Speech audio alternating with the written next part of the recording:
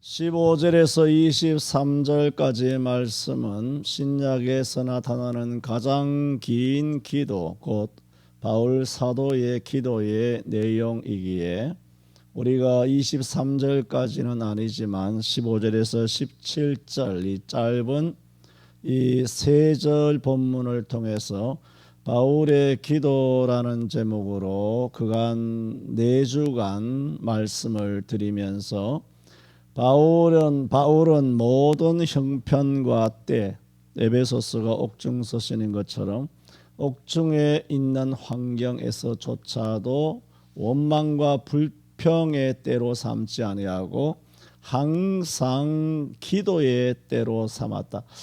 그렇습니다. 우리가 오늘도 하루 24시간을 살아왔습니다만은 우리는 많은 때를 불평하고 판단하고 미워하고 불만족을 하면서 또 그렇게 시간을 그렇게 보낼 때가 참 많이 있습니다. 그렇게 많은 새털 같은 세월들과 시간들을 내가 얼마나 그 시간을 원망과 불평이나 아니면 새 속에 물들지 아니하고 하나님과 1대1로 기도하는 시간으로 그걸 사용했는가?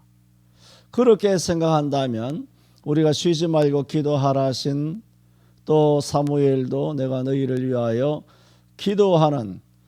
기도를 쉬는 죄를 범치 아니하였다라고 고백한 것처럼 참 그 말씀의 거울 앞에 우리는 사실은 부끄러울 것밖에 없습니다.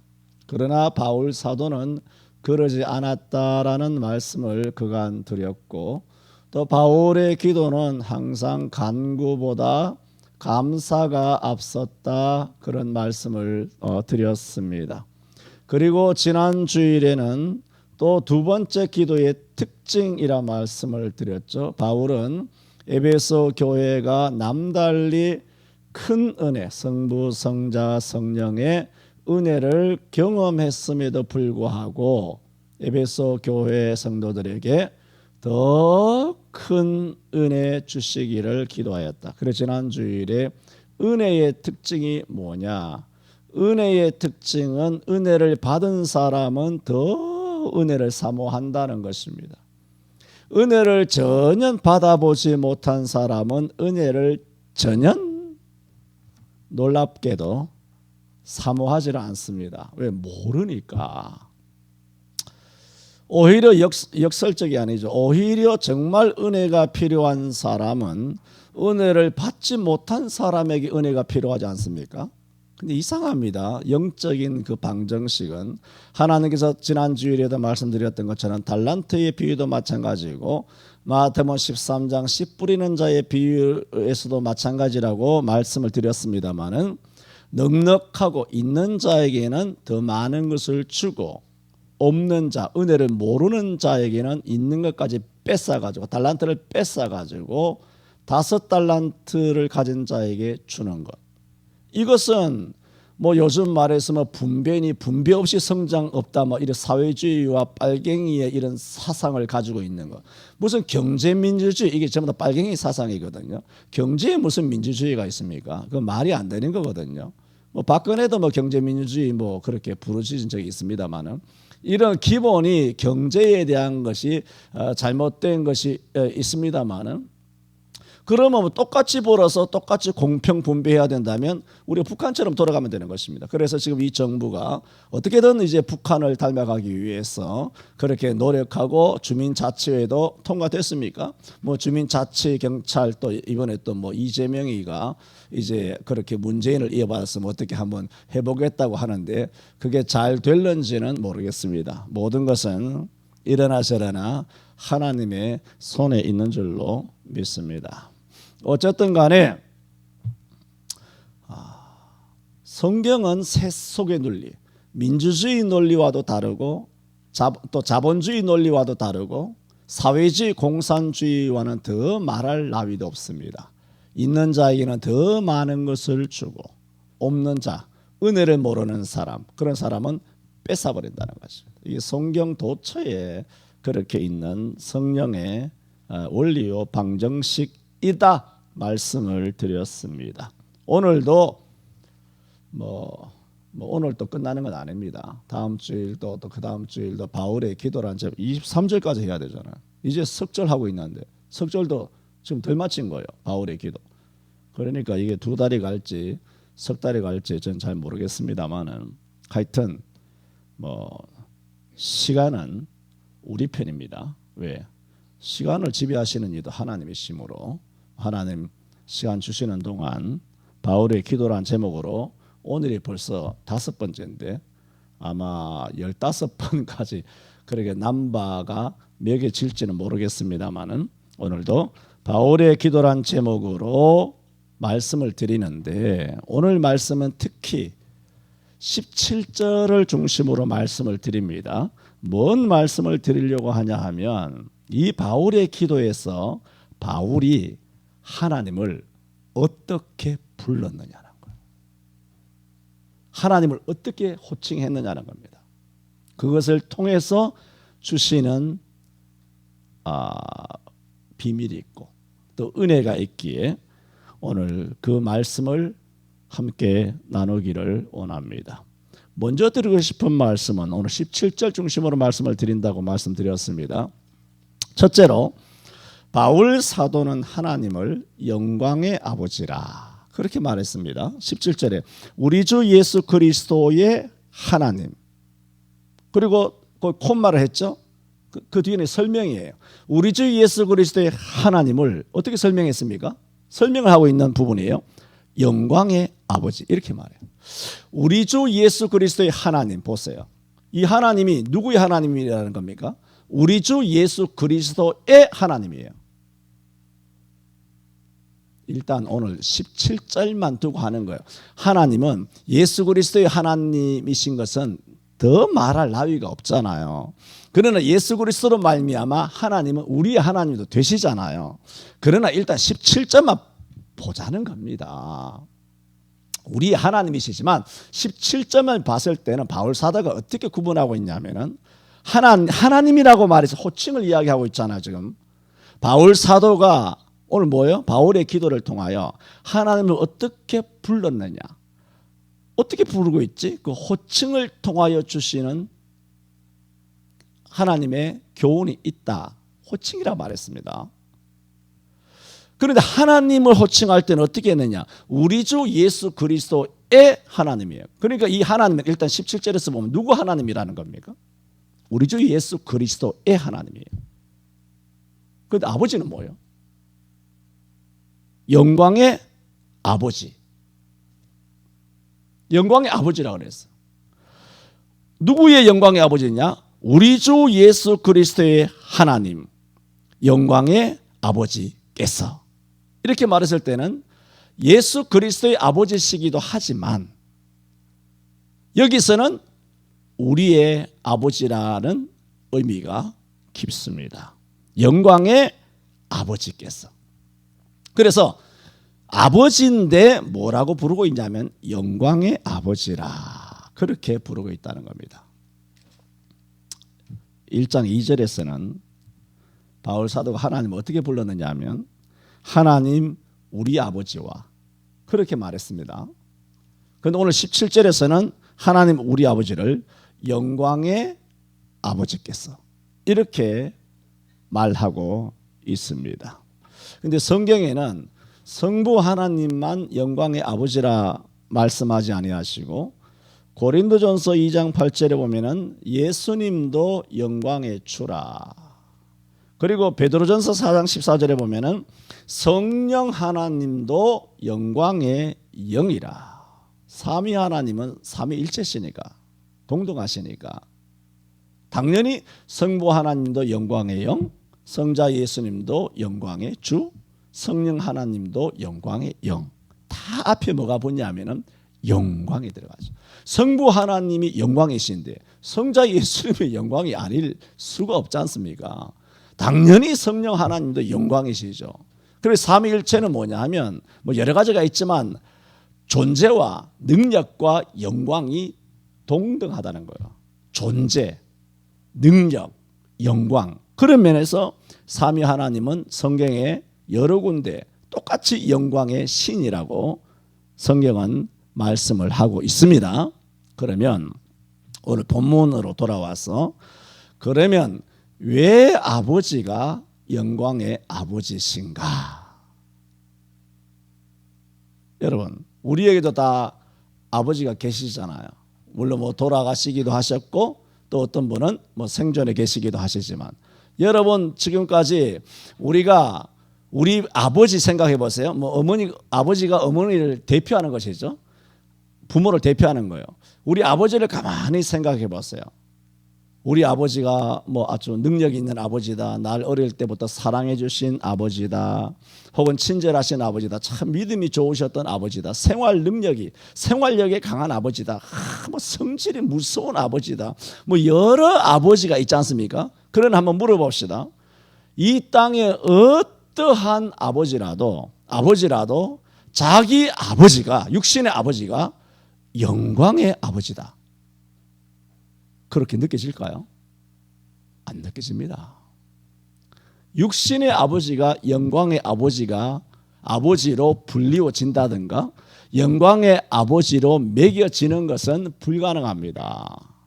누구도 그렇게 부르지 않습니다. 그런데 오늘 성경에는 하나님을 영광의 아버지라. 왜 그러냐?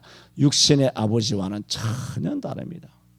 육신의 아버지는 생활의 능력이 없든 아니면 가난하든 배우지 못했든 혹은 몸이 허약하셔서 병드셨던 간에 우리는 당연히 육신의 부모님에게 효를 할 의무가 있습니다.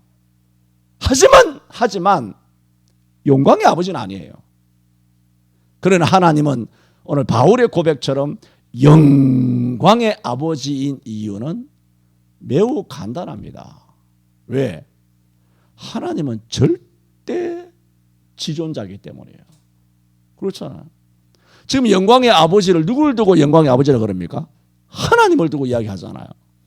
그러므로 그 아버지가 왜 영광의 아버지냐? 절대자예요. 전지전능하잖아요.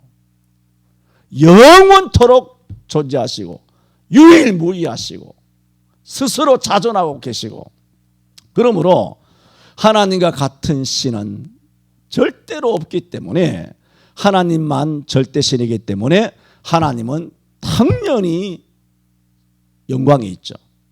그러므로 하나님이 아버지시니까 그 아버지는 자동적으로 영광의 아버지신 것입니다. 우리가 공경을 하거나 우리가 예배를 하거나 우리가 하나님을 송축하거나 감사하거나 하나님 앞에 영광을 돌리거나 상관없이 하나님은 그냥 영광의 아버지이세요. 우리가 예배를 하기 때문에 하나님의 영광의 아버지가 되는 것이 아닙니다. 하나님은 그냥 영광이 절대자예요. 영광이 스스로 모든 것이 절대자이십니다. 그러므로 하나님은 영광의 아버지인 것입니다. 그런데 제가 말씀을 드리려고 하는 것은 하나님은 하나님으로서는 절대자시기 때문에 영원부터 영광의 하나님이시지만 오늘 영광의 아버지를 지금 이야기하잖아요. 영광의 아버지는 그렇게 되는 게 아닙니다. 하나님은 절대자죠. 영광의 하나님이에요. 그러나 하나님이 우리 아버지로서 영광의 아버지가 되려면 이거는 하나님 스스로 못하는 겁니다. 어떻게 해야 됩니까? 반드시 자녀가 아버지를 영광의 아버지라 불러주어야 아버지가 영광의 아버지가 되는 거예요.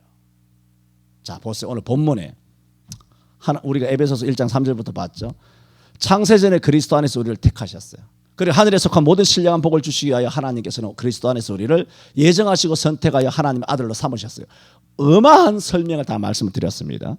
그러므로 전능하신 하나님은 너무나 영광스러운 하나님이세요. 그러나 영광스러운 하나님이시지만은 영광의 아버지는 아니에요. 아버지잖아. 아버지라는 것은 자식이 부를 때 아버지가 되는 거예요. 하나님은 그냥 스스로 하나님이에요. 누가 안 불러줘도. 상대가 없어요. 하나님은 본인 스스로 그냥 하나님이세요. 그런데 아버지는 누군가가 누구겠습니까? 자녀죠. 창세전에 선택한 우리, 택함을 받은 우리가 아버지라 부를 때 아버지가 되는 거예요. 그런 거 아닙니까? 예를 들어 내가 결혼했어. 내가 결혼하면 신랑 신부지 아버지입니까? 결혼한다고 아버지가 되는 게 아니에요. 여보 당신, 신랑 신부, 그것이 되지. 아버지라고 하는 것은 결혼하면 그냥 신랑 신부가 되지만, 여보 당신이 되지만, 아버지가 되는 것은 자녀가 태어나지 않으면 절대로 아버지가 안 돼요. 안 그렇습니까? 그 전능하신 하나님도 답이 없어요. 자녀가 없이는 아버지가 안 됩니다. 하나님이 어마어마하신 존재잖아요. 절대자시잖아요. 그런데 전능하신 하나님이 영존에 계세요. 그러나 당신에게 딱 하나 없는 호칭이 있어요. 뭐가 있나요? 아버지라는 호칭이 없어요. 아버지라는 호칭을 받으려면 아들을 낳아야 돼요. 아들을 선택하셔야 돼요. 그게 누굽니까? 우리죠. 자, 그러면 지금 뭘 말씀이냐면, 그러면 보세요. 우리가 아들이 됐습니다. 구원받은 하나님의 택한 자녀가 됐잖아요. 그랬을 때 택한 자녀가 하나님을 뭐라고 부를 때 하나님이 기뻐하실까요? 아버지입니다.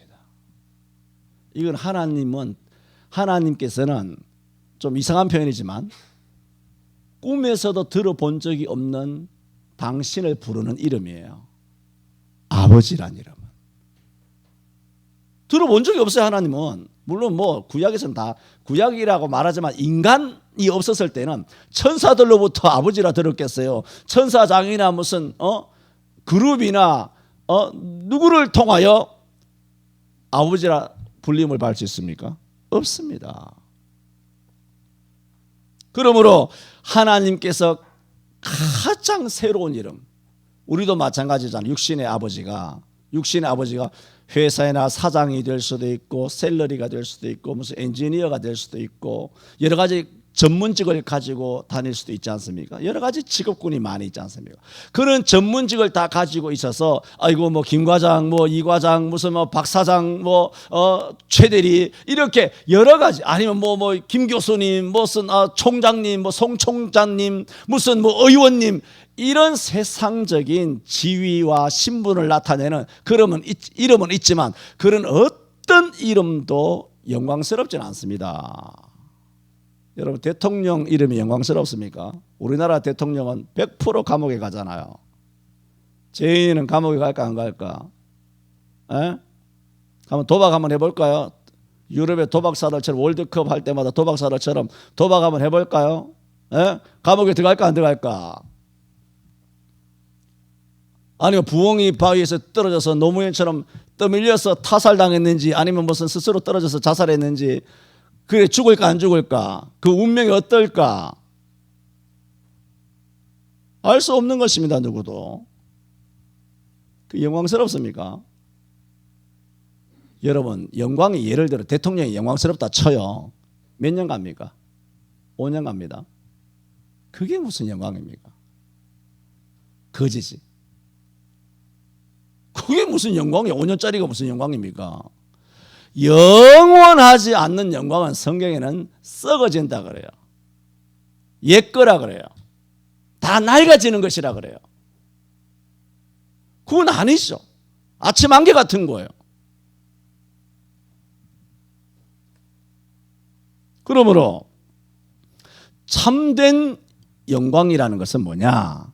아버지예요. 자녀로부터 불리워지는 호칭이 있죠. 아빠, 엄마.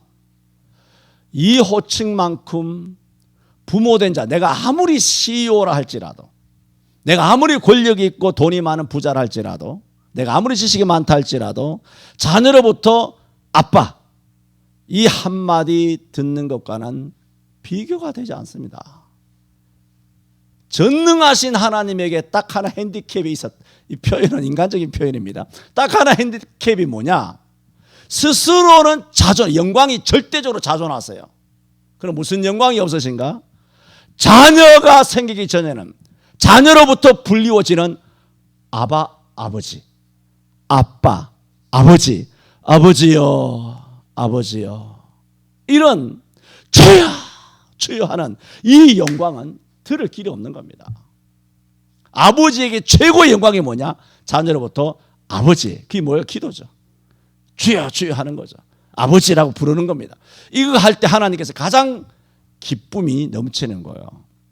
그런데 바울 사도는 그 아버지를 뭐라고 표현하고 있습니까? 영광의 아버지라고 말해요.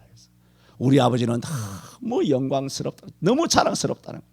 이렇게 표현하였을 때 하나님께서 얼마나 크게 영광 받으시고 기뻐하셨겠느냐.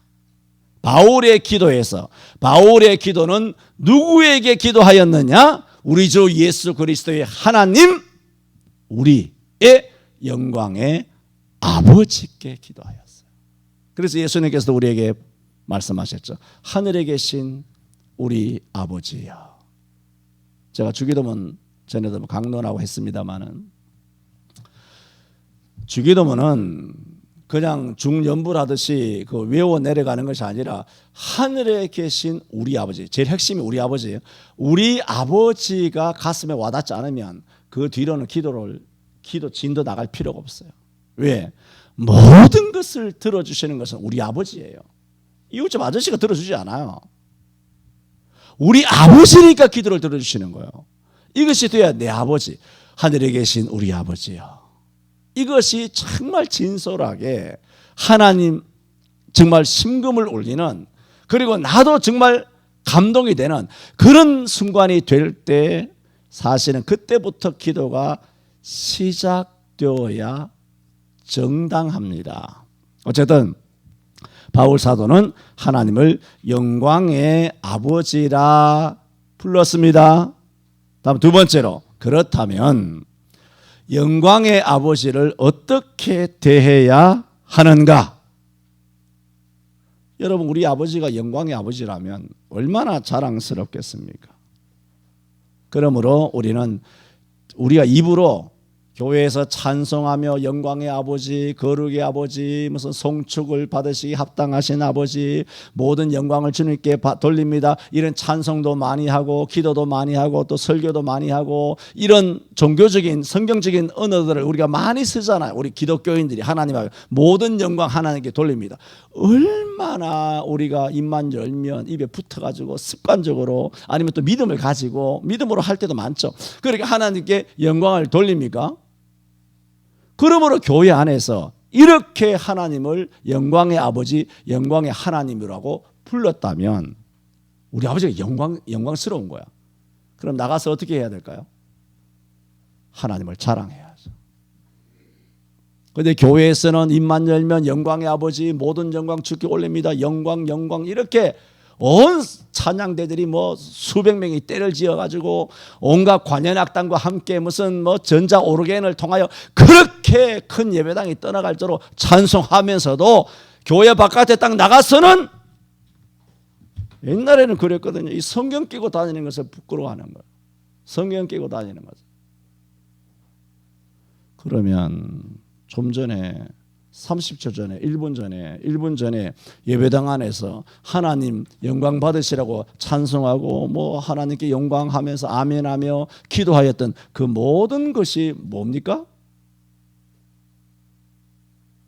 이율배반적이잖아요. 우리 아버지가 영광의 아버지라면 이 영광의 아버지를 자랑해야 되잖아요. 자랑하고 싶어서 견딜 수 없어야 되잖아요. 어디 가든지 간에. 그런데 오히려 하나님 말씀을 부끄러워하고 예수 믿는 것을 부끄러워하고 복음 전하는 것을 부끄러워하고, 이거는 아니죠. 이 영광의 하나님이 아니죠. 영광과 수치는 반대 개념이에요. 하나님이 얼마나 수치스러우면 나가면 입을 딱 다물고 민망해하고 밥상을 앞에 놓고도 기도도 못하고 밥 먹을 때 직장에 가서 식당에 가서도. 그게 수치의 하나님이지. 그게 무슨 영광의 하나님입니까? 하나님이 교회 안에서만의 하나님이 아니지 않습니까? 여러분 마가복음 8장 38절에도 예수님께서 이런 말씀을 하셨습니다. 누구든지 이 음란하고 죄 많은 세대에서, 지금 음란하고 죄 많은 세대잖아요. 2000년 전에도 그랬고 뭐 소돔 고모라 시대도 그랬고 지금도 음란하고 죄 많은 세대죠. 주님 하시는 말씀이 들어보세요. 나와 내 말을 부끄러워하면 인자도 아버지의 영광으로 거룩한 천사들과 함께 올 때 아버지 앞에서 너를 부끄러워하리라 그랬어요. 우리가 음란하고 죄 많은 지금 우리가 사는 세대잖아요. 직장 생활, 서울 시내에서 살 때 우리가 동네 생활, 직장 생활, 무슨 생활을 하더라도 나와 내 말을 부끄러워하면 인자가 거룩한 천사와 함께 영광으로 재림할 때 나도 너를 아버지 앞에서 부끄러워하리라. 우리가 하나님을 정말 자랑스럽게 이 음란하고 죄 많은 세대에서 그렇게 합니까? 음란하고 죄 많은 세대에서 그랬어요. 예배당 안에서라고 말하지 않았어요. 음란하고 죄 많은 세대, 교회 바깥에 나가서 나와 내 말을 부끄러워하면 나도 너를 부끄러워하겠다는 것입니다. 네가 날 이렇게 수치스럽게 취급하면 나도 너 수치스러워. 네가 땅에서 나를 시인하면 내가 하나님 아버지 앞에서 너를 안다고 시인할 것이고 땅에서 나를 모른다고 부인하면 나도 너를 모른다고 내 아버지 앞에서 부인할 것이다 말씀하셨잖아요. 정말 오늘 바울이 하나님을 어떻게 불렀다고요? 아버지라 불렀는데 영광의 아버지라 불렀어요. 하나님 아버지라 불렀어요. 영광의 아버지예요. 너무나 자랑스러웠어요. 얼마나 하나님 기뻤을까? 그런데 예배당 밖에 나가서는 수치스럽고 부끄럽게 생각한단 말입니다. 교회 안에서는 영광의 아버지라 말해놓고 나가서는 부끄럽게 취급한단 말입니다. 그러니까 오죽하면 예수님께서 2000년 전에 땅에 오셨을 때에 음란하고 이 죄 많은 세상에서 이 세대에서 나와 내 말을 부끄러워하면 된다 안 된다? 안 된다고 2000년 전에도 말했잖아요.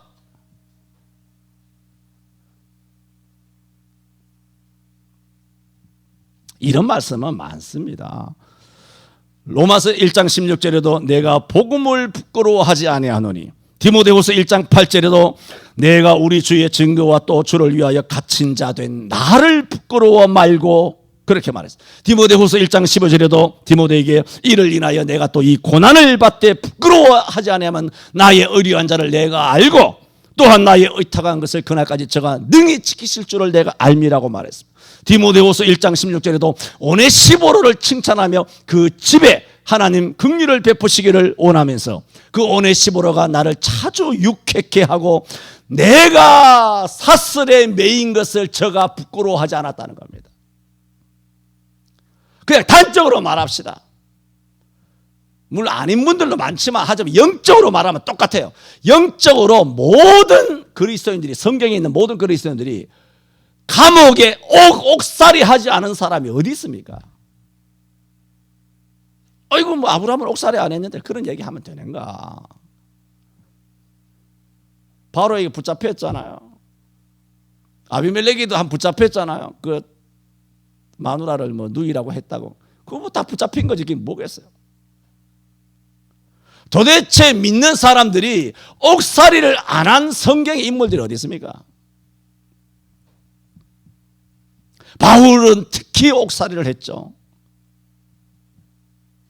그런데 오네시보로는 자기네 담임 목사가 자기를 목양해주는 전도자 대사도 바울이 옥살이 한 것에 대하여 전혀 부끄러워하지 않는다는 것입니다. 그러므로 그리스도인들은 영광의 아버지라고 송축도 하고 감사도 하고 고백도 해야 되겠지만 행동을 그렇게 해야 합니다. 입으로만 아니고 입으로도 하고 삶에서도 정말 하나님 앞에 영광을 돌리는 이 음란하고 죄 많은 세대에서 예수님과 예수님의 말씀을 부끄러워하지 않는 그런 삶이 되어야 합니다. 여러분 잘 아시는 마태복음 5장 16절에 이같이 너희 빛을 사람 앞에 비치게 하여 저희로 너희 착한 행실을 보고 하늘에 계신 너희 아버지께 영광을 돌리게 하라 그랬잖아요. 그래서 많은 그리스도인들이 세상의 빛이다, 세상의 소금이라고 하니까 이걸 착한 행동으로 이해를 해요. 물론 착해야 되겠죠. 그러나 그것만을 세상의 빛이라고 말하는 것이 아닙니다. 성경은 그리스도인으로서 당당하게 살아가는 것, 영적으로 싸우면서 살아가는 것, 나가서 승리하며 살아가는 것, 그것이 세상의 빛입니다. 착한 거 그냥 법 없이도 사는, 그냥 곱고 그냥 뭐 찔러도 가만히 있고 뭐 그렇게만 사는 것이 세상의 빛이라고만 이해를 한다면 이것은 세상의 빛이라고 하는 이 말씀을 변질시켜 거짓되게 하는 것과 다르지 않습니다. 우리는 어디서나 우리 아버지가 영광의 아버지라면 우리는 뭐요? 영광의 자녀잖아요. 영광의 자녀로서의 자부심을 가지고 살아가야 합니다. 그렇게 삽시다. 마지막 세 번째로, 이 세 번째로는 참 희한합니다. 말씀이 보세요. 세 번째가 뭐냐면 지금까지 호칭을 이야기했죠. 그리고 그 호칭에 대하여 우리가 어떻게 부끄러워하지 말아야 되겠느냐 그 말씀을 드렸어요. 세 번째는 이렇게 말합니다. 우리 주 예수 그리스도의 하나님 영광의 아버지께서 잘 보셔야 돼요. 지혜와 계시의 정신을 너희에게 주사 하나님을 알게 하시고, 그러니까 지금 바울이 기도하고 있잖아요. 기도하고 있는데 뭘 기도하고 있냐면은 지혜와 계시의 정신을 너희에게, 에베소 성도들이죠. 지혜와 계시의 정신을 에베소 성도들에게 주세요. 에베소 성도들에게 제발 은혜 받았지만 더 큰 은혜 주세요. 그랬다고 지난주에 말씀했잖아요. 더 큰 은혜 주세요. 기회와 계시의 정신을 저들에게 주세요. 그런 더 큰 은혜 주세요. 왜? 하나님을 알게 하시고, 그렇게 말한 거예요. 하나님을 알 수 있도록, 하나님을 알 수 있도록 지혜와 계시의 정신을 주세요. 그래야 그렇게 기도하고 있잖아요. 그럼 하나님을 이렇게 지혜와 계시의 정신을 주셔서 하나님을 알게 해주세요 라고 누구에게 기도하냐면은 아버지께 기도하고 있어요. 여러분 이 아주 묘한 상황을 모르겠습니까? 영광의 아버지께서 아버지예요. 우리 아버지죠. 영광의 아버지께서 지혜와 계시의 정신을 주사 하나님을 알게 하시고, 여러분 영광의 아버지께 지금 기도를 하는 거예요. 지혜와 계시의 정신을 달라고. 왜? 하나님을 알게 하시고. 그런데 이게 묘한 게 뭐냐면 영광의 아버지가 누구예요? 하나님이잖아. 뭔지 아시겠습니까? 어떻게 아버지가 하나님이고 하나님이 아버지인데, 아버지가 하나님이고 하나님이 아버지인데 어떻게 아버지에게 하나님을 알게 해달라고 기도해요? 같은 분인데. 묘하지 않습니까? 이건 뭐와 같으냐 하면, 저를 예를 들어 봅시다. 제가 목사예요. 나는 목사죠. 공적인 신분이죠. 그래서 개인적으로는 뭡니까? 우리 자녀에게 아버지죠. 그죠? 자녀에게는 아버지예요. 그러면 이것을 그대로 대입을 한다면 내 자녀가 아버지에게 부탁을 하는 거예요. 간구를 하는 거예요. 아빠, 맞죠? 아빠, 지혜와 계시의 정신을 좀 줘서, 뭐와 같으냐면 아빠, 목사님이 뭔지 알게 해줘. 그거예요. 아빠, 목사님이 뭐야? 내가 목사인데. 일단 우리 바운다리 안에서는, 우리 가정에서는 목사가 아빠고 아빠가 목사잖아요. 자, 여러분 예를 들어 봅시다. 여러분의 직업이 여러분 의사든 아니면 셀러리든 뭐 엔지니어든 아니면 뭐 여러 가지 뭐 예능을 하든지 아니면 PD를 하든지 뭘 하든지 간에 그 직업이 있잖아요. 사회적인 다 직업이 있어요. 과장이 됐든 아니면 뭐 상무가 됐든 여러 가지 회장이 됐든 자영업을 하시든 간에 다 사장이고 다 그래요. 그런 직업이 다 갖고 있어요. 근데 여러분 자녀가 있죠. 여러분 자녀가 여러분 아버지를 알지. 예를 들어 아빠가 판사야. 그러면 이 자녀가 아버지를 알지. 판사를 압니까? 판사가 뭐 하는지 몰라요. 아버지가 기술자야. 그럼 그 아버지를 아는 거죠. 그러면 아버지가 기술자인데 그 기술은 모르는 거예요. 그러므로 아버지 직업에 대해서 궁금하다면 예를 들어 뭐 아버지가 약사야. 뭐 아니면 건설하는 건축사 여러 가지 많은 직업들이 있죠. 수만 가지 그 직업들이 있는데 아빠가 하는 그 직업 그것에 대하여 알게 해주세요. 왜 자녀들이 아빠가 하는 직업을 궁금해하는 경우들이 있잖아요. 자라면서. 제가 지금 이 말씀을 드리는 것은 여러분이 이게 참 묘하기 때문에 여러분이 이해하기 쉽게 제가 설명을 드리는 거예요. 여러분 보세요. 하나님 우리 아버지시잖아요. 이거는 알죠. 우리 아버지니까. 그런데 이 아버지가 누구예요? 세상적인 무슨 일 하시는 분이에요? 하나님이에요.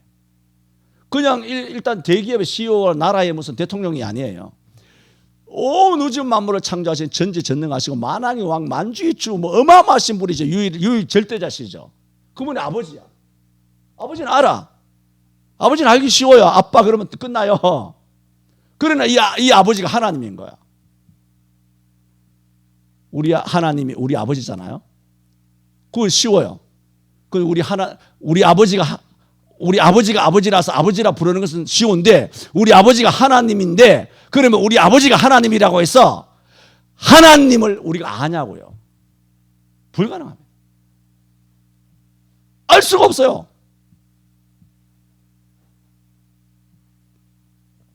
바울은 그걸 기도하고 있습니다. 영광의 아버지께서 지혜와 계시의 정신을 주사 하나님을 알게 해주옵소서. 하나님은 그 누구도 모릅니다. 하나님은 신이시기 때문에 신비에 가려 계십니다. 그러므로 인간이 하나님을 안다는 것은 불가능합니다. 그래서 바울 사도가 아버지께서 하나님을 알게 해주세요.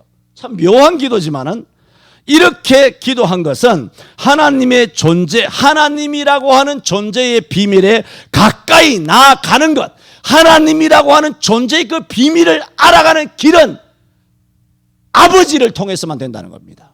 하나님을 통해서는 아버지를 알 수가 없어요. 이해돼요? 아버지를 통해서만 하나님을 알게 돼요. 그 구원도 똑같아요. 우리가 구원을 받아서 하나님 아버지가 되는 것이지 하나님의 아버지가 돼서 구원을 받는 게 아니에요. 예수 그리스도로 말미암아 우리가 하나님으로부터 양자가 됨으로써 하나님을 아는 거예요.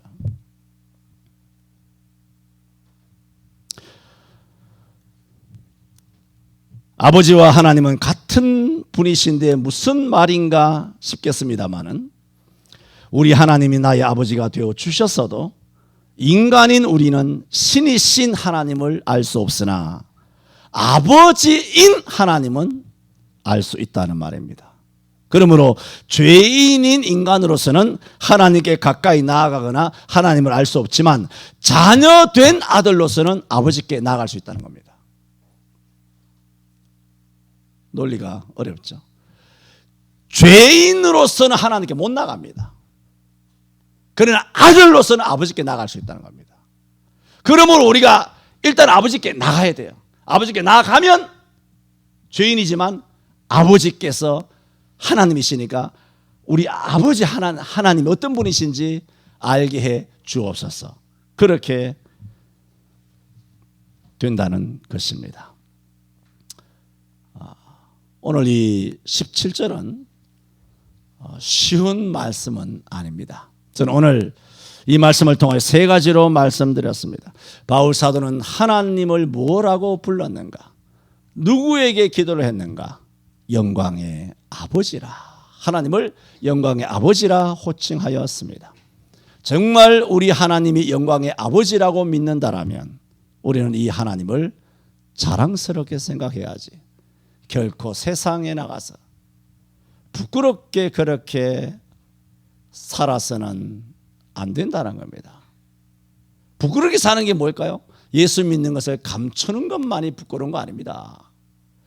우리의 신앙이 굴복당하는 것, 우리의 신앙이 꺾이는 것, 우리의 신앙이 더럽혀지는 것, 그것도 전부 다 나와 내 말을 부끄러워하는 것입니다. 그것이 세상에 꺾였기 때문에 오늘 한국교회가 이렇게 된 것입니다. 세상이 꺾여버린 것입니다. 이것이 부끄러워하는 것입니다. 하나님을 부끄러워하는 겁니다. 교회에서는 영광의 아버지라고 아무리 찬양하고 설교한들 우리의 삶에 우리의 몸으로의 고백이 영광의 아버지가 아니라 정말 수치스러운 아버지의 아들로 수치스럽게 살아가고 있다는 겁니다. 교회가 이렇게 수치스럽잖아.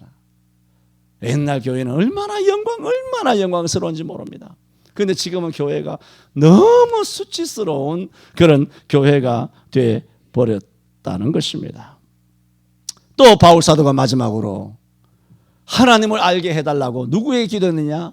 아버지께서 지혜와 계시의 정신을 주사 하나님을 알게 해달라 한 이 묘한 기도가 어떤 의미인가 말씀을 드렸습니다. 그러므로 우리는 항상 누구에 기도해야 되느냐? 하나님 아버지께 기도해야 합니다. 아버지 하나님, 자주 말씀드리잖아요. 그래서 제가 뭘 꼭 판단하고 평가하는 건 아니지만 기도할 때 보면 계속 중언부언하는 기도들이 있어요. 뭐냐면 계속 강단에서 하나님 뭐 오늘도 들어가고 하나님 또 뭐 성도들 뭐 하나님, 아버지가 없어. 꽝이에요. 기도 꽝. 내가 무슨 뒤에서 점수를 매기겠습니까? 아버지라고 말하질 않아. 뭐 하는 거야?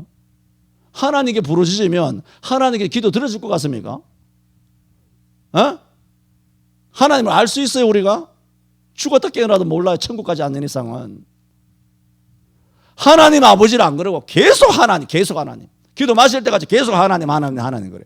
그래도 하나님이 들어는 주시겠으나 그것은 비성경적인 기도입니다. 아버지를 통하지 않고는 하나님께 못 가요. 그래서 예수님을 통하여 우리가 아들이 된 거예요. 아들이 돼서 하나님을 아버지라 부르면서 하나님을 아버지 하나님이라 부른 거예요. 순서가 있다고요. 죄인이 어떻게 하나님 앞에 나갑니까? 우리 인간은 절대로 하나님께 못 나가요. 아들만이 나갈 수 있어요. 아들은 어떻게 됩니까? 예수님 보혈로서 구원받으면 아들이 되잖아요. 그래서 하나님께 나갈 수 있는데 어떻게 나갑니까? 아버지. 가보니까 하나님인 거야. 아버지 하나님 되는 거죠. 죄인은 하나님께 못 나갑니다. 그러므로 찬송의 가사든 뭐든 간에 하나님 아버지가 아니라 하나님만 계속 나온다. 하나님은 다 이해는 하시겠지만 옳지 않습니다. 항상 하나님 아버지든 아버지 하나님이든 그렇게 아버지란 것이 들어가야 되는 것이지. 마치 자식이 내가 무슨 대학 교수라고 자식이 맨날 교수님 뭐 등록금 주세요. 교수님 뭐 제가 오늘 차비 떨어졌습니다. 교수님 용돈 주세요. 그러면 부모 입에서 뭐가 나가겠습니까? 이놈의 새끼가 지금 아빠라고 해 임마. 내가 왜 네 교수야? 말이 안 되잖아요. 부모한테.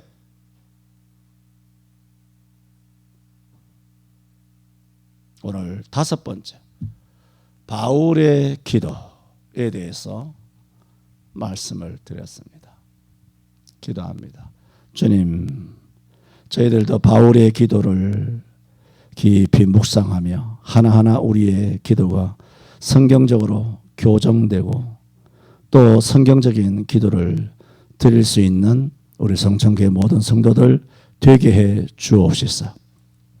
전능하신 하나님 우리 아버지께서 영광의 아버지임을 알고 아버지를 또 아버지의 말씀을 부끄러워하지 아니하고 자랑스럽게 여기며 또 우리가 하나님 앞에 나아가는 것은 예수 그리스도의 구속으로 말미암아 우리가 하나님의 아들 되어서 아버지 하나님에게 나아갈 수 있음을 깨닫고 항상 기도할 때에 하나님 아버지를 의지하며 아버지 하나님을 부르는 우리의 기도가 되게 하여 주옵소서. 예수님 이름으로 기도하옵나이다. 아멘.